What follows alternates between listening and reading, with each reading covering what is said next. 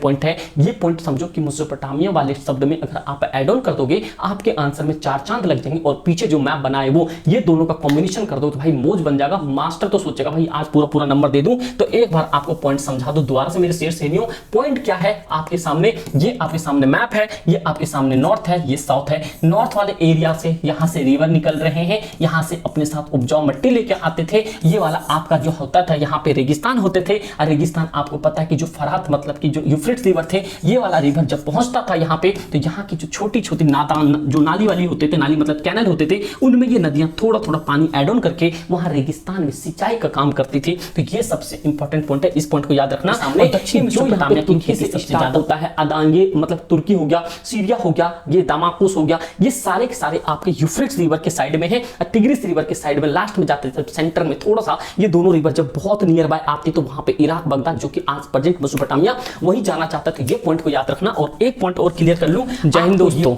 मेरे भाई आज आपके सामने बहुत ही ज़्यादा इंपॉर्टेंट चैप्टर है जो कि हिस्ट्री के इतिहास से, जो कि वर्ल्ड हिस्ट्री के इतिहास से क्लास 11th के जो चैप्टर है आपके सिटी एंड राइटिंग लाइफ, जो आपका चैप्टर नंबर 2 है हिंदी मीडियम में, लेखा और कला वाला, वो आपके सामने विद एक्सप्लेनेशन हिंदी में। और आपको एक पॉइंट और बता दूं, जो भी इस क्लास के बाद आपके पास कंक्लूजन होगा, जो भी मटेरियल होगा सेम आप पेपर में छाप के आना। उनकी औकात नहीं होगी एग्जामिनर की कि आपका एक सिंगल नंबर भी काट ले। बस महज वही है, आप कंप्लीट सुनना, चीजों को समझना, जितने भी मैप वर्क मैं बताऊं आपको वो सारे के सारे मैप वर्क आपको याद करना है और बिल्कुल भेजिए मैंने यहां सेट कर लेना कि जिससे कि हिस्ट्री आज ना आपको बहुत प्यारी लगेगी। आपको एनसीईआरटी पढ़ के लग रहा होगा ना बहुत मुश्किल सा, लेकिन आज के बाद नहीं लगेगी। बस कंप्लीट क्लास देख लेना, चाहे वो 20 मिनट के हो 30 मिनट को कोई फर्क नहीं पड़ता है, लेकिन आप अभी कंप्लीट देखना, सारी सारी चीजें समझ आ जाएगी। जो आपके सामने यहाँ पे आपको दिख रहा है क्या, मेसोपोटामिया का एंशिएंट टाइम का आपको होता है कि जो सबसे प्राचीन समय में मेसोपोटामिया क्या है। आप जानते हो कि 2 रिवर के बारे में बात कर रहे हैं, उनकी ज्योग्राफिकल एरिया के बारे में बात कर रहे हैं, जो भौगोलिक चीजों के बारे में बात कर रहे हैं। तो देखो हम इसके सारी सारी चीजों के बारे में बात करेंगे जो कि आपको एग्जाम प्रोस्पेक्टस से बहुत ही ज्यादा इंपॉर्टेंट है। ये इनकी सिटी दिख रही है जो कि आपको बहुत लोग ये पढ़ाए होंगे कि जो सबसे पहले ना भाई यहीं से सब कुछ पता चला कि जीवन कैसे जिया जाता है। ये व्हाटएवर जो भी चीज आज सारी चीजें क्लियर हो जाएगी, क्योंकि मेसोपोटामिया सिर्फ मेसोपोटामिया से ही जीवन का पता नहीं चला, ये आईवीसी इंडस वैली सिविलाइजेशन से भी पता चलता है। आज आपको मैं दोनों चीज क्लियर कर दूंगा जैसे कि आपका आंसर बिल्कुल 4 चांद लग जाए। जानते ना एसएसपी ह्यूमैनिटीज मतलब किंग ऑफ कंसेप्ट, चाहे ह्यूमैनिटीज के अंदर में कोई भी सब्जेक्ट हो। मेरे भाई आपके सामने एक प्यारा सा एक पीपीटी दिख रहा होगा, ठीक है भाई। तो मैं आपको टू बी ऑनेस्टली बताऊं, ये आपको पीपीटी मैं दे दूंगा, टेंशन नहीं लेना, बट ये मेरे को कंटेंट बहुत बेहतर लगे तो इसलिए मैं आपको विद एक्सप्लेनेशन आपको बहुत चीजें क्लियर कर दूंगा। तो जिस हिसाब से आपके सामने ये पीपीटी दिख रहे हैं, यही पीपीटी आपके पास होना चाहिए और दिल दिमाग से छप जाना चाहिए, ये चीजें अवेलेबल करवा दूंगा। तो जैसे आप सबसे पहले देखो मेसोपोटामिया क्या कह रहे हैं यहाँ पे, मेसोपोटामिया मेरे भाई सबसे पहले देखो मेसोपोटामिया का अर्थ क्या होता है। आपने बहुत बार हिंदी में भी पढ़ा होगा, आपने एनसीईआरटी में भी पढ़ा होगा, आज थोड़ा शिद्दत से पढ़ो चीजों को जो मैं विद एक्सप्लेनेशन बता रहा हूं। देखो क्या रहा है, ये सब ना यूनान है। यूनान मतलब एथेंस, एथेंस उसकी राजधानी थी। यूनान वालों को जहां सबसे पहले फुटबॉल खेला गया था, कि ये ना एक यूनानी भाषा है जो कि 2 शब्दों से मिलकर बना है। 2 शब्द कौन से हैं, एक तो मेसोस है, क्या है मेसोस, मोमोस मत समझ लेना मेरे भाई। मेसोस यानी कि मध्य मतलब कि सेंटर की बात कर रहा है, मिडल एज की बात कर रहा है। फिर कह रहा है पोटोमस, पोटोमस यानी होता है नदी, मतलब कि 2 साइडों के बीच से जो एक चीजें मिलकर बनती है, मतलब कि मेओस, मेओस मतलब हो गया सेंटर मतलब मध्य, अब पोटोमस मतलब नदी से मिलकर बना शब्द है जिसे कहते हैं मेसोपोटामिया, जो कि 2 रिवर है आपके सामने दिखना चाहिए। ये आपके सामने एक सामने से आ रहा है, ये एक मेसोपोटामिया वाला सीन है कि जो ये वाला साइड है, ये वाला आपके टिग्रिस रिवर हुआ करता था, जिसे आप यहाँ पे दजला रिवर भी कह सकते हो। क्या कह सकते हो, इसे दजला रिवर भी कह सकते हो। तो ये भी पॉइंट आपको याद रखना है। दूसरा था यूफ्रेट्स, जिसे आप फरात नदी भी कह सकते हो। यही इसके आगे आओगे तो आपके सामने इराक आ जाएगा, और जो ये पूरा का पूरा सिनेरियो है ये तुर्की के अंदर में एक तोरोस जो माउंटेन है ना, वहां पे तोरेस माउंटेन से लेकर ही सारी चीजें को एक उजागर चीजें हुई, जो कि आपको दिख रहा होगा यहाँ पे तोरोस पर्वत है तुर्की में, जो आज मॉडर्न जमाने आसपास में इराक, राजधानी बगदाद, फिर नीचे आ जाओगे यहाँ पे जो नीचे वाला सिटी है कुवैत सिटी, यहाँ पर आ जाओगे, यहाँ पे सीरिया एरिया, बहुत सारी चीजें आएंगी, वो मैं आपको सारी चीजें अभी डिटेल में एक्सप्लेनेशन कर दूंगा विद मैप। आप कंप्लीट देखो सारी चीजों को, तो ये पता चलेगा मेसोपोटामिया मतलब दजला व फरात नदियों के बीच की उपजाऊ धरती को इंगित करता है। मतलब मेसोपोटामिया दो शब्द से मिलकर बना है, जैसे मेसो म्योस, जैसे यहाँ पे देखो मेसोस, मेसोस का मतलब होता है मध्य, अब पोटोमस का मतलब होता है नदी। दो चीजों के बीच की जो भूमि थी उसको क्या बोला गया, मेसोपोटामिया बोला गया, जिसमें कि दो रिवर था, एक तो दजला, हिंदी वाले में दजला, और फरात नदी थी। दजला को कहा जाता है यहाँ पे टिग्रस, मतलब टिग्रिस बोलते हैं, और फरात को बोला जाता है यूफ्रेट्स। आप याद कैसे रखोगे, अब इंग्लिश भी आपको टच याद रखना है, फरात मतलब यूफ्रेट्स, मतलब कि ऐसे याद रखना, ईपीएफ क्या लगाते हैं, ईपीएफ कहते हैं कि ईपीएफ मतलब कि किसी का फंड वंड निकलता है तो ईपीएफ, तो आप इस फॉर्मेट से याद रखना, फरात, फरात से एफ हो गया, यू से यूफ्रेट्स हो गया, तो ईपीएफ याद रखना, ई से यूफ्रेट्स, एफ से फरात, तो ऐसे आपको याद हो जाएगा। ठीक है भाई, मैंने अभी जस्ट सोचा तो ये पॉइंट आ गया। उसके बाद देखो इंपॉर्टेंट पॉइंट, फिर मैं मैप बताता हूं आपको।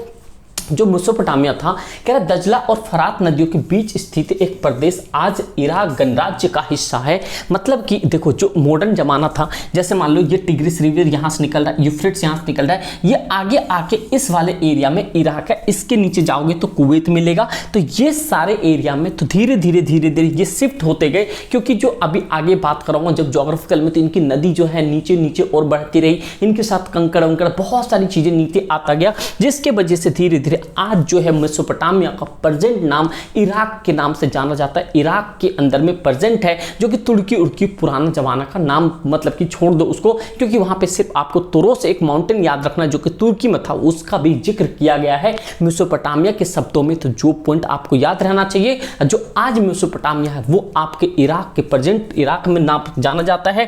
कह रहा शहरी जीवन की शुरुआत इसी सभ्यता में होती है। सबसे इंपॉर्टेंट पॉइंट जैसे बता दिया आपको, मेसोपोटामिया का जो शहरी जीवन, मतलब कि जैसे आज हम लोग दिल्ली में, मुंबई में, महाराष्ट्र में, तमिलनाडु में, ये मेट्रो सिटी में रहते, मतलब शहरी जीवन हो गया, मतलब अर्बन सिविलाइजेशन हो गया। जो गांव में रहते हैं उसे रूरल कहते हैं। तो मेरे भाई आपको मैं एक पॉइंट और क्लियर कर दूं, ये एक फैक्ट चीज ये भी है कि जब मेसोपोटामिया और आईवीसी, इंडस वैली सिविलाइजेशन, इन दोनों सिविलाइजेशन से ही हमें पता चला है कि कौन सा शहरी है, कौन सा नगरीय है। वो भी शहरी था, वो भी अर्बन है, और ये भी अर्बन है। वो आईबीसी आप ना हड़प्पन सिविलाइजेशन सभ्यता के बारे में आप 12वीं क्लास में पढ़ोगे, लेकिन आप ये पॉइंट याद रखना, समीर भाई ने एक बात बताया था कि ये मेसोपोटामिया से भी निकल के आई थी, और साथ साथ में IVC, Indus valley civilization, Harappa सभ्यता से भी आया था, क्योंकि वो भी एक अर्बन सिटी के बारे में पता करने का सबसे इंपॉर्टेंट सोर्स मिलता है, जो कि यूपीएससी का फेवरेट क्वेश्चन, तो वहां से क्वेश्चन पूछते हैं। मेसोपोटामिया से बहुत कम क्वेश्चन पूछते हैं,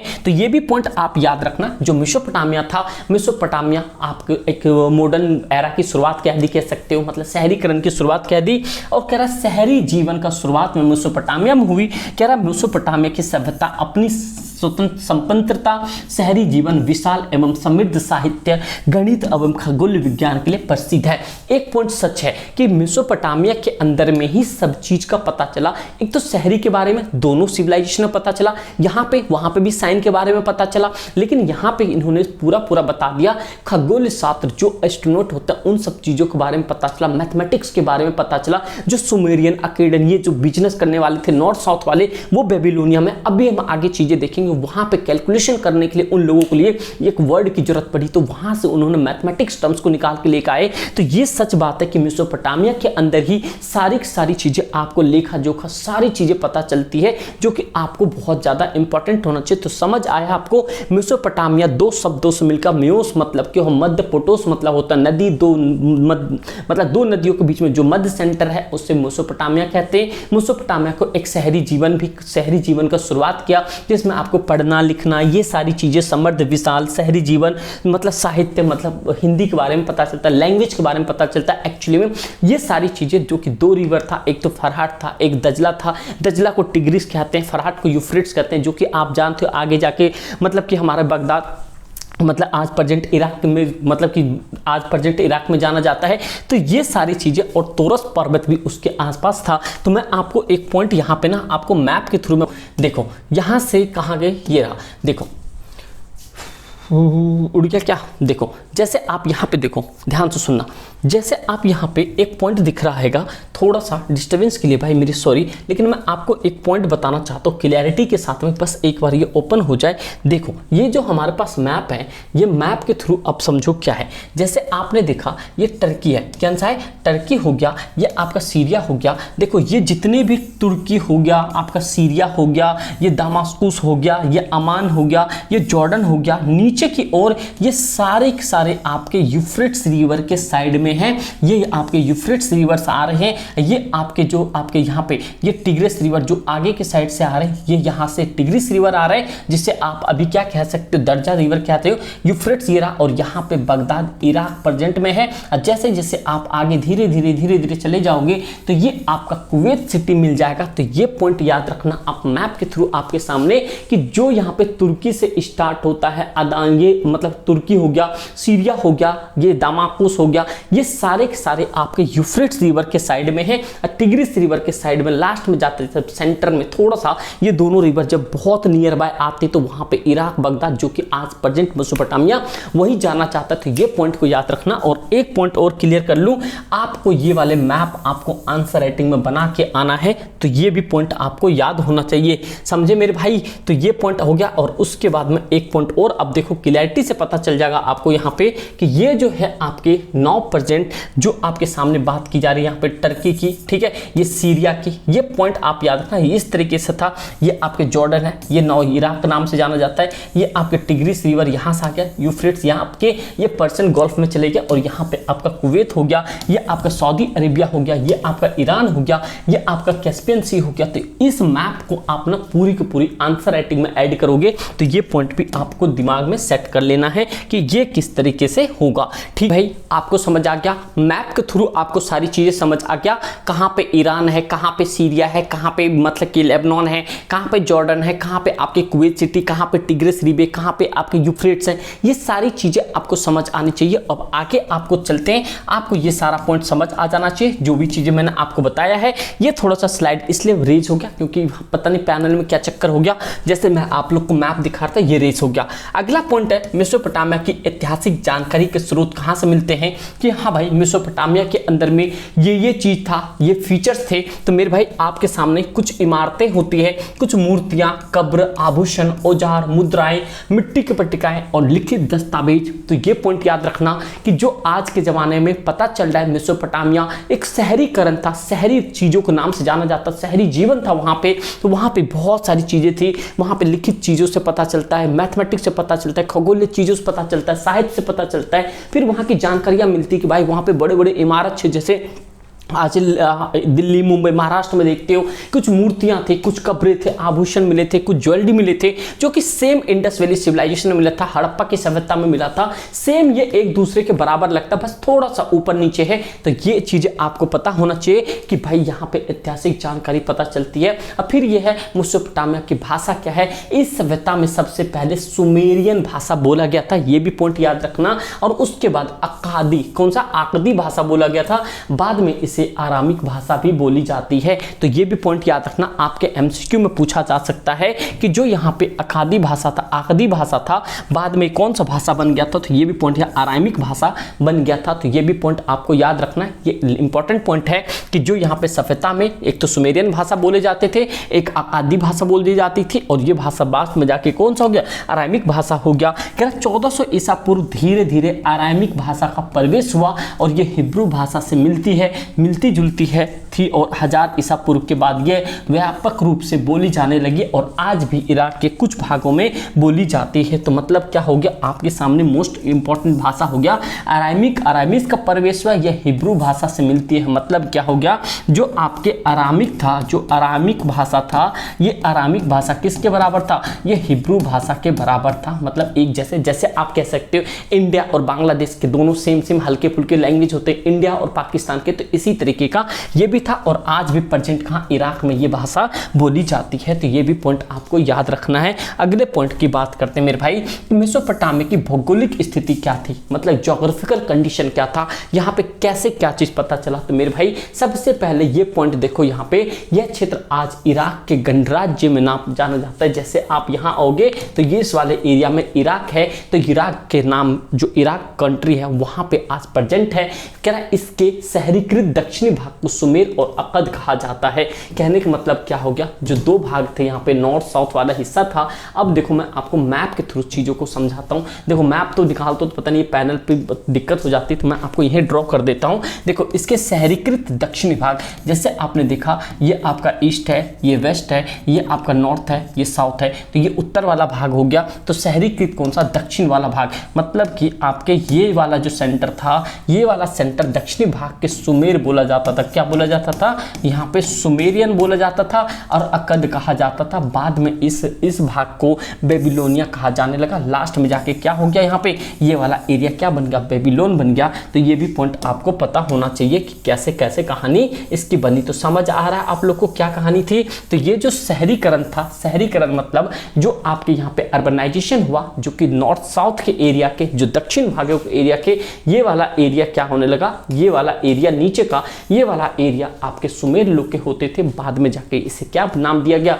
ये नाम दिया गया बेबीलोनिया। ठीक है भाई, समझ आ रहा है आप लोग को। तो ये भी पॉइंट आपको समझ आना चाहिए, समझ गए। तो अगला पॉइंट देखो क्या है, कह रहा है इसके उत्तरी भाग को असीरियों के कब्जा होने के बाद असीरिया कहा जाने लगा, आसीरिया कहने लगा। अगर आपको मैप में आ जाए तो आपको मैप बना के आना है, वहां पे सीधा यूं बनाना है, यहाँ पे चुपचाप से डायरेक्शन बना देना, शो कर देना ये वाला आपका बेबीलोनिया। जो आपके ऊपर वाले भाग थे ये तो साउथ वाले हो गए, नॉर्थ वाले को असीरिया कहा जाने लगा। इससे प्रथम नगरों का निर्माण 3000 साल पहले हुआ था, ईसा पूर्व आरंभ हो गया था। जैसे उरुक हो गया, उर हो गया, मारी हो गया, ये इनके प्रसिद्ध नगर थे। जैसे महाराष्ट्र, दिल्ली, मुंबई, ये बड़े बड़े शहर हैं। उसी तरह से ये भी एक तरह से देखा गया था। तो उस एरिया के उरुक हो गया, उर हो गया, मारी हो गया, जैसे आपको मैप में दिख रहा है। समझ रहे हो बात को यहाँ पे। उसी तरह से यहाँ स्टेपी घास के मैदान थे और पशुपालन खेती की तुलना में आजीविका का अच्छा साधन था। और यहाँ कृषि, पशुपालन, व्यापार, ये सारी चीजें आपको आराम से की जाती थी। तो ये भी पॉइंट याद रखना। वहाँ के ज्योग्राफिकल एरिया में देखा जाए तो वो दो भाषा मतलब दो रीजन पे जब से ज़्यादा डिपेंड था, एक तो नॉर्थ का, एक साउथ का। तो याद रखना यहाँ पे सबसे ज़्यादा उनके लिए साउथ वाला एरिया बहुत ज़्यादा इंपॉर्टेंट था। दक्षिणी भाग का जिसे सुमेरियन बेबीलोन कहा गया था, और नॉर्थ वाले एरिया को इन्हों को मतलब कि असीरियन कहा गया था। और इनके जो नगर के निर्माण थे ये आपके 3000 साल पहले हो गए थे। जैसे उर्क था, मारी था, और एक आपके सामने यहाँ पे उर था, उर मारिक उरुक था, और ये प्रसिद्ध नगर थे। और यहाँ पे स्टेपिस घास के मैदान, जैसे कि आप डाउन्स हो गए, डाउन्स ऑस्ट्रेलिया घास के मैदान को होते हैं, स्टेपीज हो गया, ये सारे घास के मैदान थे जहाँ पे पशुपालन बहुत ज़्यादा हो सकती थी। जब अब सोचो उरुक, मारी, उर्क, ये सारे राज्यों में इन सारे जो शहर थे इन सबों में घास के मैदान, पशुपालन ज़्यादा होती थी। तो इनके पास पशुपालन से इनके इनकम सोर्सेस बढ़ते थे, जिसको कि ये मार्केट में सेल आउट करके वहाँ पे व्यापार होता था भाई। जब तो मैथमेटिक्स इन सब चीज़ों का ज्ञान हुआ। तो ये भी पॉइंट आपको बना के लिखना है कि चीज़ों का आपको समझ आ गया, जिससे आंसर राइटिंग में आपके 4 चांद लग जाए। बहुत प्यारा सा आंसर लिखना मेरे भाई, समझ आ जाएगा एग्जामिनर को अच्छे तरीके की। आपकी कंसेप्ट बिल्कुल टू द पॉइंट है, समझ रहे बात को यहाँ पे। तो आगे को पॉइंट देखते हैं क्या है। कह रहा है यहाँ के लोग औजार बनाने के लिए कांसे का इस्तेमाल करते थे। और यहाँ के उरुक नगर में एक ही स्त्री का सिर्क मिला जो कि सफेद संगमरमर को तराश कर बनाया गया था, जिसका नाम पड़ा था वारकाशीर्ष। क्या बना, एक वारकाशीर्ष। लास्ट में जाके जानते हैं जैसे आजकल कहीं पे इंडिया में कोई पत्थर मिल जाता, पूजा वूजा करने लग जाते हैं, उसी तरह से मेसोपोटामिया में जो यहाँ पे उरुक नगर था, और क्या था, उरुक नगर था, उसमें स्त्री का शीर्ष मिला था जो कि सफेद संगमरमर का तराशा बनाया गया था, जिसका नाम था वार का शीर्ष। समझ रहे भाई। कह रहा श्रम विभाजन, सामाजिक संगठन, शहरी जीवन, अर्थव्यवस्था की विशेषताएं थे। वहां पे जितने भी चीज थे एक ऑर्गेनाइज्ड वे में चलता था, कि जैसे कि मान लो एक जैसे सिटी होता है ना, एक ऑर्गेनाइज्ड वे में चलता है। यही एक पॉइंट था मेसोपोटामिया के अंदर में भी। तो ये भी पॉइंट याद रखना। और यहाँ खाद संसाधन जो समृद्ध थे थे, परंतु खनिज संसाधनों का अभाव था और जिन्हें तुर्की, जो मैंने आपको बताया था, तुर्की जो तारोस रीजन था, तारोस, वहाँ से ईरान अथवा खाड़ी पार देशों से मंगाया जाता था, क्योंकि संसाधन का अभाव इसलिए था खनिज, और ये तारोस माउंटेन के आसपास बहुत सारे खनिज थे, तो इसलिए तुर्की से इन सबों को अपना साधन मंगाया जाता था। कह रहे यहाँ व्यापार के लिए परिवहन व्यवस्था अच्छी थी, जलमार्ग द्वारा, जैसे 2 नदी था, जैसे फरात, व्यापार के लिए विश्व मार्ग के रूप से प्रसिद्ध था। तो ये भी पॉइंट याद रखना कि फरात रिवर जो था ये सबसे ज्यादा प्रसिद्ध था। फरात का मतलब समझ रहे हो ना क्या, यहाँ पे EPF या से याद रखने के लिए क्या आता था मैं, EPF, इस F से क्या होगा फरात, E से क्या हो गया यूफ्रेट्स, तो इस तरह से EPF याद रखना। तो EPF मैंने भी ऐसे याद रखा है। फरात रिवर विश्व के लिए सबसे बेहतर था और शहरी अर्थव्यवस्था में हिस्सा कि मतलब किताब लेन देन रखने के लिए यहाँ लेखा कला का विकास हुआ, और धीरे धीरे जब व्यापार बढ़ने लगा, जब यहाँ पे रिसोर्सेस बढ़ने लगे, व्यापार चलने लगा, तो अब व्यापार लंबी चौड़े कहानी होने लगी, तो इनके पास में लेखा जोखा भी होना चाहिए। तो लेखा जोखा के लिए सारे टर्म्स को यूज करने लगे, मैथमेटिक्स के नंबर को यूज करने लगे, लोग अपना दिमाग को एक्सटेंड करने के लिए भाई बिजनेस में कैसे प्रॉफिट किया जाए साहित्य पढ़ने लगे। ये धीरे धीरे लोग साइंस में मूव करके, जैसे आप खगोलीय शास्त्र कह सकते हो, तो मेसोपोटामिया के एक सबसे बड़ा रीजन था कि जो आपको दिख रहा है यहाँ पे, और तारोस वाला देख के जाना, ये आपके एनसीईआरटी में भी दे रखा हो ना दे रखा हो आपके, लेकिन पेपर में जरूर पूछता है किसी भी एग्जाम में। तारोस जो तुर्की के अंदर में एक पर्वत था, उस पर्वत से जो वहाँ पे खनिज प्रोवाइड की जाती थी मेसोपोटामिया के लोगों को, तो इन्हीं सब एरिया से प्रोवाइड किया जाता था। लास्ट में जाके वो सारे जाके यहाँ पे इराक में आके मर्ज हो गए। तो आप लोग मुझे इराक का अभी मैं बहुत बार जिक्र किया हूँ पीछे, इराक की राजधानी कौन सी है आप लोग मुझे कमेंट करके जरूर बताना, ठीक है भाइयों। अब आगे अगला पॉइंट देखो क्या है, अगला है मेसोपोटामिया की कृषि और जलवायु। आपको क्या बताया कि मेसोपोटामिया सबसे ज्यादा अपने शहरीकरण इसलिए सबसे ज्यादा स्टेबल कर पाया क्योंकि उनके पास इकोनॉमिक का रिसोर्सेस था, नदी थी तो वो व्यापार कर सकते थे, पशुपालन था तो वो आगे मतलब कि मिल्क फूड बना सकते थे, मतलब कि जो प्रोडक्ट बना सकते थे। फिर वहां पे बड़ी बड़ी इमारतें थी, बड़ी बड़ी वहां पे टीलाएं पाई गई। तो इन सब चीजों का रिसोर्सेस का यूज करके मेसोपोटामिया को एक बड़ा लार्ज इकोनॉमिकल जोन अच्छा किया गया, जिसकी वजह से वहां पे औजार का भी पता चल गया। धीरे धीरे वहां पे पता चला गोल्ड माइंस भी है, औजार है, आभूषण है, काफी सारी चीजें पता चल गई। जब ये सारे चीजें आ गए तो मेसोपोटामिया को लोगों को लगा भाई हम विश्व में सबसे अपने अव्वल दर्जे पे हैं, मतलब वो अपने आप को मेट्रो सिटी वाले समझने लगे। जैसे आज हम लोग समझते हैं कि भाई हम अर्बन एरियाज में रहते हैं, शहरीकरण में रहते हैं। आपसे सोचो 3000-4000 साल पहले की बात कर रहे हैं, लेकिन उनके पास भी टेक्नोलॉजी को था, लेकिन वो टेक्नोलॉजी को अपने अकॉर्डिंग यूज कर रहे थे। तो लेकिन वो भी उनके लिए ठीक था, लेकिन आज हमारे लिए ठीक है, हमारे लिए आप इतने सारे रिसोर्सेस है तो हम उन सब रिसोर्सेस को यूज करके आगे अर्बन को डेवलप करते। उन लोगों के पास वो रिसोर्सेस था तो उनको लेके उन्होंने अपना अर्बन को डेवलप किया, जिसमें कि हमें सबसे ज्यादा इंपॉर्टेंट जलवायु है।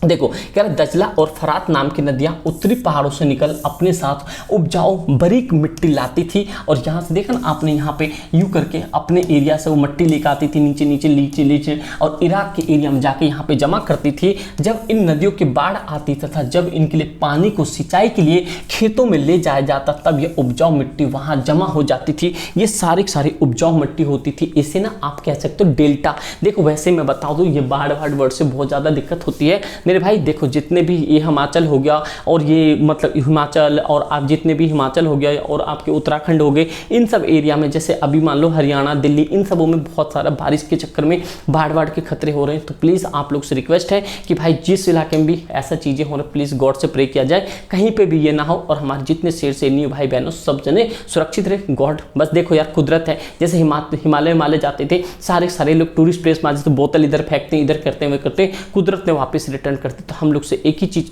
इस चीज़ से सीखना चाहिए कि हमें कभी भी कुदरत के साथ खिलवाड़ नहीं करना चाहिए। जब कुदरत ने खिलवाड़ कर ली तो भाई बहुत दिक्कत हो सकती है। तो प्लीज़ यार गॉड से एक रिक्वेस्ट है, गॉड जी प्लीज़ इन सब चीज़ों को शांत कर दो, जब गलती होगी उसे माफ़ कर दो प्लीज़, ठीक है भाई। अब आते टू द पॉइंट टॉपिक पे, जलवायु की बात आके भाई माइंड में सेट हो गया ये सारी चीज़ें मेरे भाई, आपको समझ आ गया। यहाँ पे जो दजला और फरात नाम की नदियाँ थी ये उत्तरी पहाड़ में थी, ऊपर की ओर थी। अब पहाड़ से निकल के साथ उपजाऊ बारीक क्या लेकर आती थी, मिट्टी लेकर आती थी। जब इन नदियों को बाढ़ के साथ अपने इनके पानियों की सिंचाई के लिए खेतों में ले जाया जाता तब इसे उपजाऊ मिट्टी वहां पे जमा हो जाती थी। ठीक है भाई, समझ आ रहा है यहाँ पे। कह रहा यहाँ के रेगिस्तान भाग जो दक्षिण में स्थित था, मतलब ऊपर तो पहाड़ थे नीचे रेगिस्तान थे, यहाँ की कृषि की जाती थी और फरात नदी जब इन रेगिस्तानों में पहुंचती तो छोटे छोटे कई धाराओं में बटकर नहरों जैसे सिंचाई का कार्य करती और यहाँ गेहूं और जौ मटर मसूर की खेती की जाती थी। ये आपके बहुत ही ज़्यादा इंपॉर्टेंट पॉइंट है। ये पॉइंट समझो कि मेसोपोटामिया वाले शब्द में अगर आप ऐड ऑन कर दोगे आपके आंसर में 4 चांद लग जाएंगे और पीछे जो मैप बनाए वो ये दोनों का कॉम्बिनेशन कर दो तो भाई मौज बन जाएगा। मास्टर तो सोचेगा भाई आज पूरा नंबर दे दूं। तो एक बार आपको पॉइंट समझा दो दोबारा से मेरे शेर सहेलियों। पॉइंट क्या है आपके सामने, ये आपके सामने मैप है, ये आपके सामने नॉर्थ है, ये साउथ है। नॉर्थ वाले एरिया से यहाँ से रिवर निकल रहे हैं, यहाँ से अपने साथ उपजाऊ मिट्टी लेके आते थे। ये वाला आपका जो होता था यहाँ पे रेगिस्तान होते थे और रेगिस्तान आपको पता है कि जो फरात मतलब कि जो यूफ्रेट्स रिवर थे, ये वाला रिवर जब पहुँचता था यहाँ पे तो यहाँ की जो छोटी छोटी नादान जो नाली वाली होते थे, नाली मतलब कैनल होते थे, उनमें ये नदियाँ थोड़ा थोड़ा पानी ऐड ऑन करके वहाँ रेगिस्तान में सिंचाई का काम करती थी। तो ये सबसे इंपॉर्टेंट पॉइंट है, इस पॉइंट को याद रखना। और दक्षिणी मेसोपोटामिया की खेती सबसे ज़्यादा उपज देने वाली हुआ करती थी, क्योंकि आपको बता दिया दक्षिणी मतलब कि आपके सामने ये आपके सामने उत्तर है और ये हो गया दक्षिणी, क्योंकि इन सब एरिया में सबसे ज़्यादा, क्योंकि पहाड़ के नीचे वाला एरिया था तो ये पहाड़ के नीचे वाले एरिया में खेती अच्छी होती क्योंकि वहाँ पानी का भी सोर्सेस था। जब भी बाढ़ आते तो वो उपजाऊ मिट्टी अपने साथ लाते थे, तो ये सबसे इंपॉर्टेंट था। हालांकि वहाँ फसल उपजाने के लिए आवश्यक वर्षा की कुछ कमी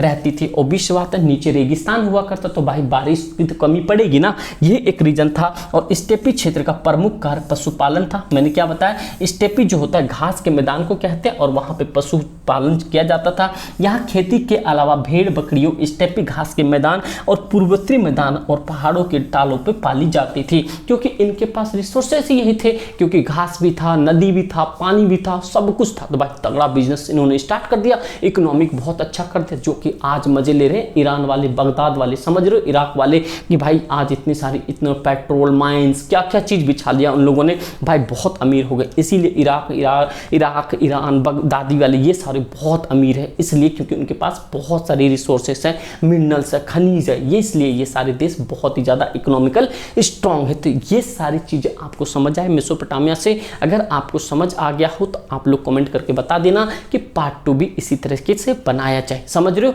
अगर आप लोग के ज़्यादा कमेंट आ गए तो पार्ट 2 भी बहुत जल्दी आ जाएगा, क्योंकि आप लोग की डिमांड पे तो सारी चीज़ें हो सकती हैं। बस मेरे शेर नहीं, ये चैनल भले छोटा होगा लेकिन कंटेंट पूरे यूट्यूब का सबसे बेस्ट मिलेगा, ये प्रॉमिस है हमेशा। बस इस वीडियो को एक अपने दोस्त यार में शेयर जरूर करना, बस लाइक नहीं क्यों कर देना, सब्सक्राइब तो कर ही लेना, ठीक दोस्त।